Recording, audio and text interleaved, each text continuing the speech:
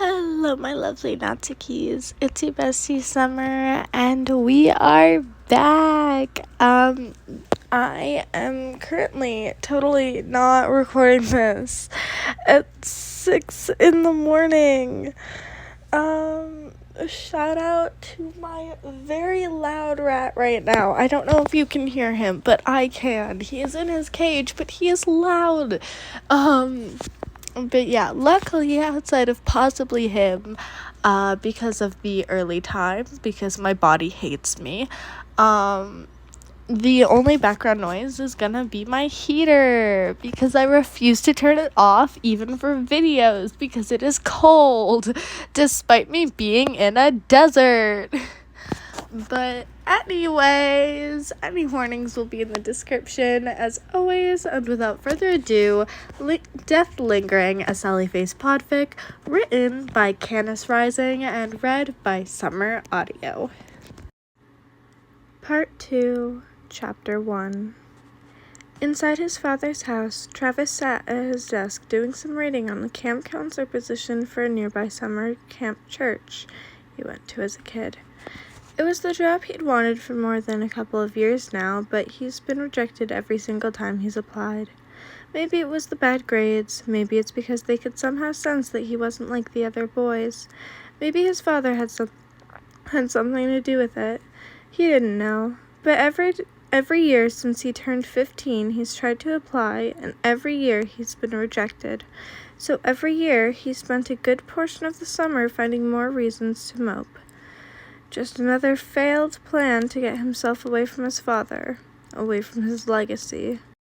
His evening plan was to microwave something rubbery and eat it in his room the way his father hated. Now that the man had gone out of town for whatever annual preaching thing he did for a week or so in the middle of summer, he wasn't planning to go see the fireworks like everyone else must have been. People already at the lake probably didn't want to see him, and he didn't need reminders of friends that he didn't have.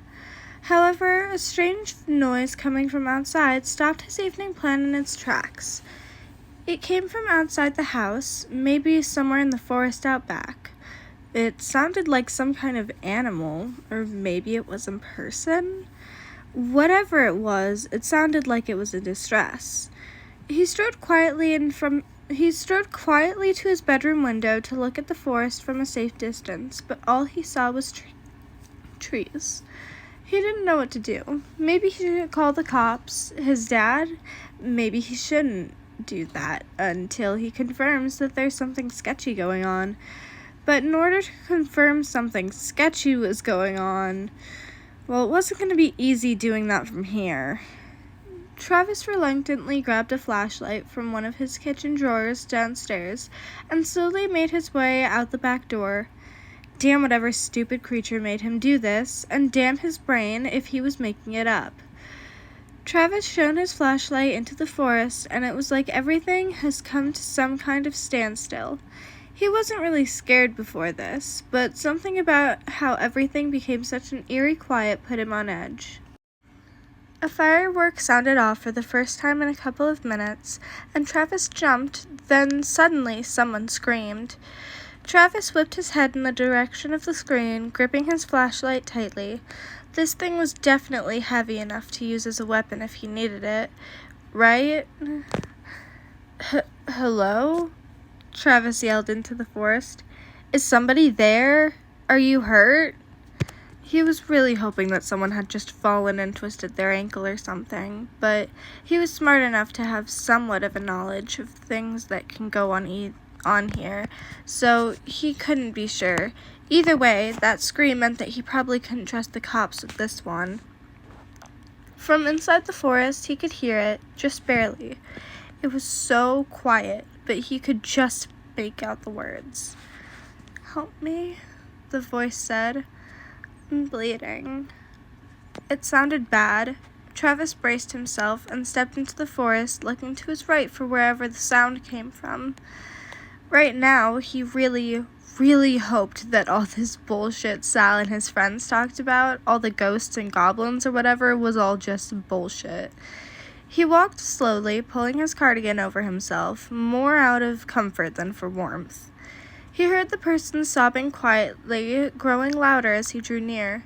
Travis called out again. "Hello? Are you okay? Do you need any ambulance?"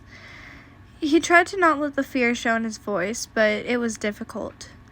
The person kept sobbing. "Help me, please." They didn't sound very coherent. Maybe they were in shock, which would possibly mean that it was really bad. He had to get closer to find out. Over in a small clearing in the forest, at the base of a large tree, Travis found a vaguely human-shaped lump on the ground that appeared to be the source of the sobbing.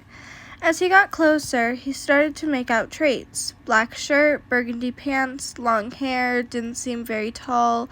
They were laying on their side in the fetal position, but Travis couldn't see their face. As he got closer, he started to realize that this person seemed familiar. "My face," he sobbed. "What happened to my face?" There's only one person that could be. "Sally Face?" Travis asked, kneeling down next to his classmate and perpetual victim of Travis's bullshit. This was a weird situation. He'd never seen Sal so distressed before. Usually he was so annoying, giggling with his friends, and his huge ego gave him such an annoying air of self-confidence, despite being such a freak. It made Travis's stomach burn, how those freaks managed to be more irritating, positive than their hippie school counselor. All of this made it difficult to imagine Sal laying on the ground and sobbing pathetically, but here it was, right in front of him. He didn't know how to feel about it. "Travis?" Sal's broken voice choked out. He started sitting up weakly. His hair was covering most of his face, but Travis could still see plain as day that Sal wasn't wearing his prosthetic, and that made him pause. He wasn't sure if he should look away or not. "Travis? What?" Sal sounded as if he was short of breath. "What did he do to my face?" Sal seemed as if he were in two minds about what was going on. Some strange mixture of flashbacks and present-day meddling into something completely incoherent, but nonetheless terrifying for both ends, Travis was sure. Sal's bare face made its way into the light of Travis's torch. Before Travis could realize what was happening, he covered his mouth in shock. He drew his flashlight away as quickly as possible. But he wasn't really sure why he did. He wasn't sure if he was scared of Sal's appearance, or if he was scared of how Sal might react to Travis seeing him without his prosthetic. But it didn't matter anyway. The image was already burned into his mind. It was unerasable. The first thing Travis noticed was that Sal was lacking most of his eyebrows. Such a small detail, but the light blue tuft stood rather starkly against the flesh and meaty colors of Sal's disfigured face. Most of the scarring was on the right side, and most of it was so deep that it completely changed the shape of his jawline. The left side was soft, round, but the right side was uneven, almost jagged at points. A cheek that used to be padded with baby fat was now left marred, inches of skin carved out of it in these harrowing shades of purple, red, and pink. It left this scarred, unfillable hole about 3 inches around that went all the way through the inside of his mouth. You could see his teeth chattering inside from the fear tremors.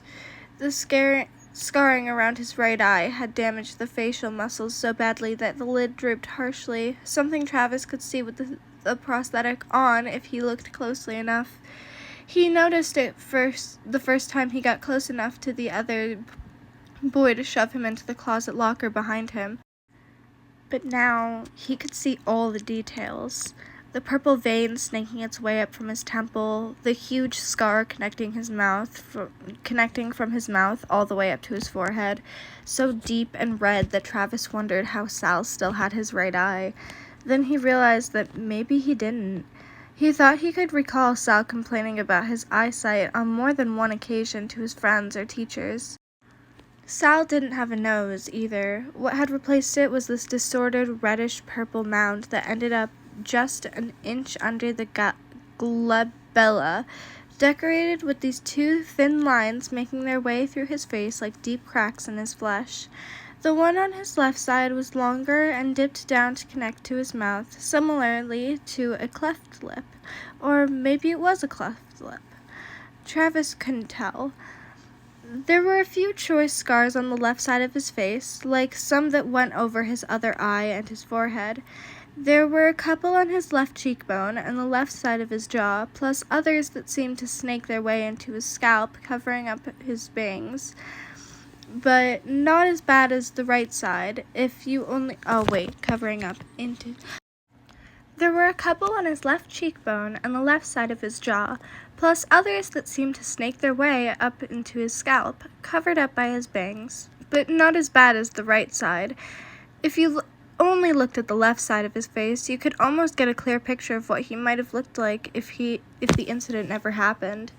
The scarring went down to his jaw and some down to his neck. They were under the little slivers he had seen from underneath the prosthetic when Sal turned his head the right way. He always wondered what would be underneath the prosthetic, but he never imagined that a person could have their face so badly disfigured and still survive. Turns out there was a lot of things a person could live without. And he said someone did this to him? Travis thought, before his staring was interrupted by a reminder of what was actually happening right now. I'm bleeding. Oh God, I'm bleeding. Sal started touching his face and sobbing in distress. Travis started to panic. Was he hurt? Did he need to call an ambulance? Where's Larry or Ash, Todd? Was Sal even coherent enough to give him his father's phone number? He knew a bit of first aid from class he took last year, but would Sal even let him close enough to do something like that? People who were this kind of sick could be flightly, too distressed to cooperate. What if he just bolted? It looked like he'd already done that if he was out here all alone. Were people looking for him? Where are you bleeding? I have a first aid kit inside. Maybe I could help, and, Travis trailed off trying to offer help because Sal didn't seem to be getting any of it. Travis knew he was enough of an asshole that offering help in a situation like this was highly unusual, but Sal was also enough of an egotistical, stubborn idiot to not pay attention to people worried about him.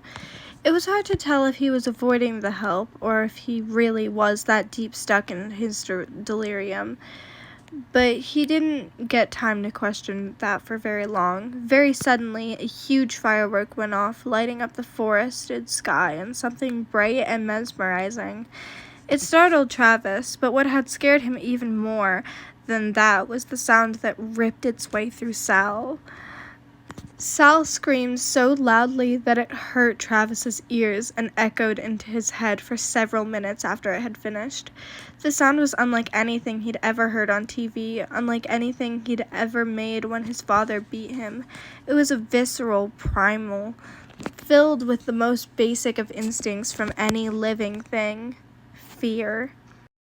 A kind of it that was so deep it lacerated Sal's vocal cords as it tore through his stomach and out of his throat loud enough to reach heaven, desperate enough to be a prayer. It was the sound of death. Sal's body remained frozen, so tense and stiff that his muscles trembled from the effort. His expression was one of such a blind, abject terror that there was nothing else to see behind his eyes. Curled up on the ground like this, he was like a prey animal, crying out like a rabbit, mind devoid of anything but its very base instincts. Travis didn't know what to do with any of that, and could only watch as Sal stared at nothing and began to sob, curling back in on himself underneath the tree, pressing his back against it as much as he could, as if he could protect himself from himself. What happened? Travis couldn't think of anything else to say. It was he, the man, the dog man, he... Sal stuttered and choked on his words through sobs. I was gonna see a dog, and then it stopped. It just stopped. Sal started sobbing out gibberish that Travis couldn't understand. What did he do to Mom? Sal said that much more quietly as his sobs died down, but it wasn't quiet enough to escape Travis's ears. He couldn't help the understanding ache in his chest that made itself known as he remembered that Sal had lost his mother in that incident too, not just his face. Travis knew he shouldn't be here. He shouldn't be listening to this. But it's not like he could just leave Sal here. He teased that freak and his friends constantly, no matter how unreasonably nice to him Sal was. But this was something else. This wasn't the school halls anymore. Sal was no longer an unknowable, abstract concept in his head that he could pick apart and shove into lockers. This was a part of himself that Sal didn't want anyone seeing, especially not Travis. And the sense of displacement left the blonde frozen between running away or comforting him. He didn't know Larry's number, or Mr. Fisher's number either. He didn't want to call the cops, that didn't seem like the right call, and he couldn't just leave him here, not after how Sal has gone out of his way to be so nice to him, that he now feels indebted to that freak. With the dawning realization that he had to do something to help Sal, that he might be the only person around who can help right now, he sighed in frustration that this was now how he had to spend his night, doing one of the most embarrassing things imaginable, something he was absolutely terrible at in all aspects, not just for other people, but for himself.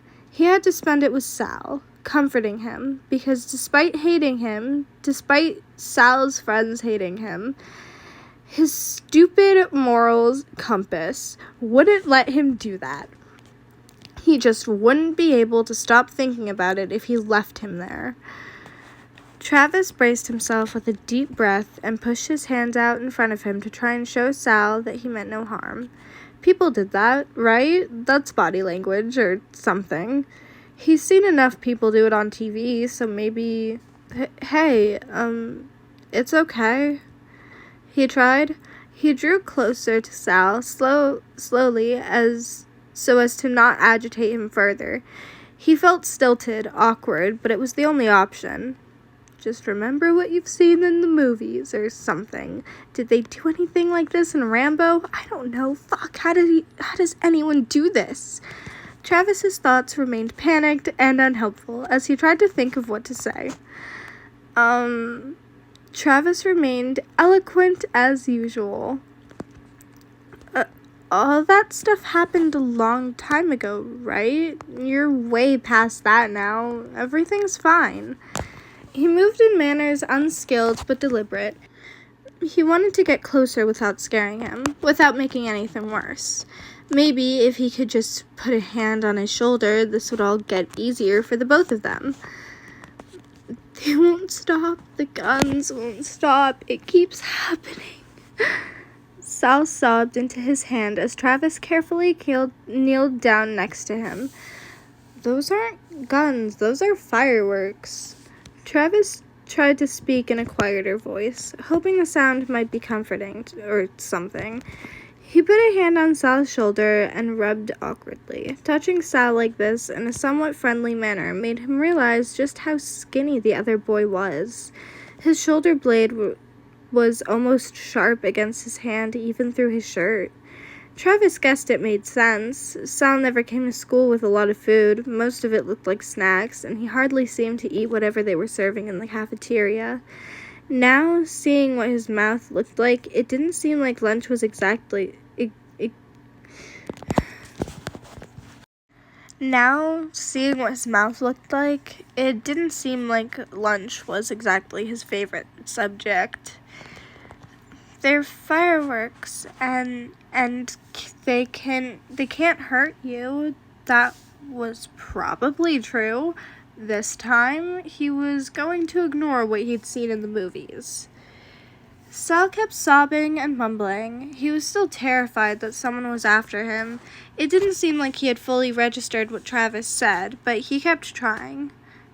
Come on, Travis said. Let's get you out of the dirt. Sit up.